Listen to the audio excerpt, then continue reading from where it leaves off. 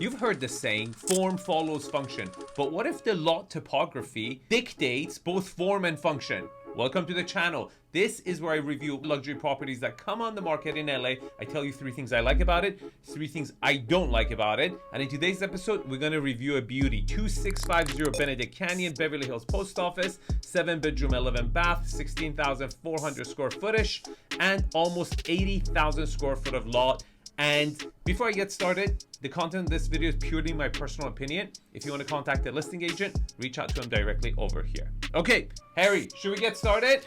Yes, Arvin, please tell me 3 things that you love about this property. Number 3, the finishes. Now, this comes with a disclaimer. It's not my personal favorite. I like more feminine interior spaces because I feel like it's more relaxing. But this is very masculine, but it's very expensive. They've done a great job, and that's my number 3. My number 2 is lot utilization. Look, you have an amazing approach. The entrance is just majestic. The building, you go up to it, it's beautiful, and the house sits really comfortably on the lot. You have a lot of space around the house. I love that about it. Now, the number 1 thing I love about this property is the fact that it has privacy, and that's why Gene Simmons lived here for a very, very long time. Now, before I tell you 3 things I don't like about the property. Oh, hang on, Arvin. What does ZipSmart say about this? Look, the new inventory in is only 16%. Okay, not that many houses are coming on the market. Looks good, right? No, it doesn't. Because inventory out, houses that are getting in escrow is only 9% of the total listings. That means inventory is piling up in Beverly Hills.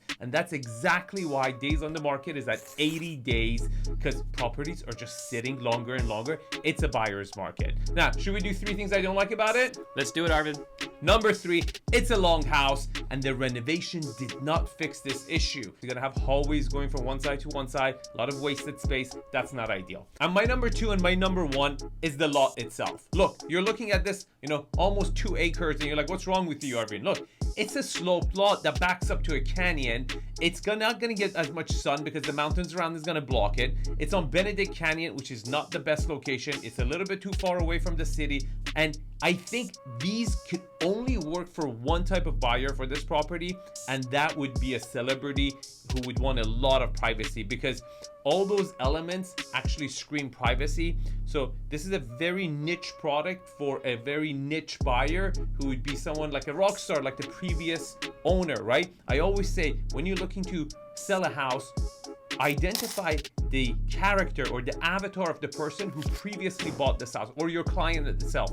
Most likely the person who's going to buy this house is going to have very similar characteristics to your seller themselves. With that said, if you want more information about your zip code, you can go to zipsmart.ai. It's a tool I've created. Version 3.0 is coming out, and it's going to be revolutionarily different. And if you like this video, you'll probably like one of these videos. And don't forget to like and subscribe and share this video with someone you know. I review most of the luxury homes in LA. You can even learn something from it if you're not a luxury buyer, because most of these even apply on a smaller scale. Thanks for watching, and I'll see you in the next episode.